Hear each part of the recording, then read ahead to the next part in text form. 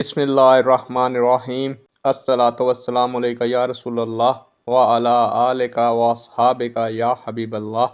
अस्सलामु अलैकुम मुअज़्ज़ज़ नाज़रीन व सामीन। उम्मीद करता हूँ कि आप सब अल्लाह के फजल व करम से ठीक हैं और अल्लाह ताला से दुआ करता हूँ कि अल्लाह ताला आप लोगों को खुश व खुर्रम रखे और आप लोगों की तमाम तकालीफ परेशानियों को दूर फरमाए।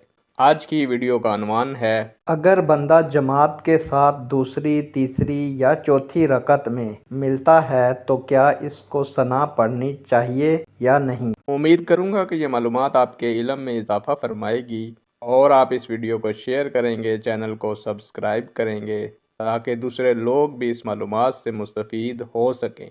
बढ़ते हैं वीडियो की जानिब। प्यारे दोस्तों, चूँकि मुक्तदी की पहली रकत रह गई है, इसलिए जब वो इमाम के सलाम फेरने के बाद खड़ा होगा तो पहली रकत खुद पढ़ेगा, तो उस रकत में वो सना पढ़ेगा। सना का पढ़ना सुन्नत है। अगर मुक्तदी दूसरी, तीसरी या फिर चौथी रकत में जमात से मिला है तो फिर इसको सना नहीं पढ़नी चाहिए, बल्कि इमाम के सलाम फेरने के बाद जब पहली रकत के लिए खड़ा होगा तो उसमें सना पढ़े, बाकी रकतों में सना नहीं पढ़े जाएगी। नेक दुआओं के साथ आपसे इजाज़त चाहूँगा। अल्लाह ताला आप लोगों का और मेरा हामी और नासिर हो। अल्लाह हाफिज़।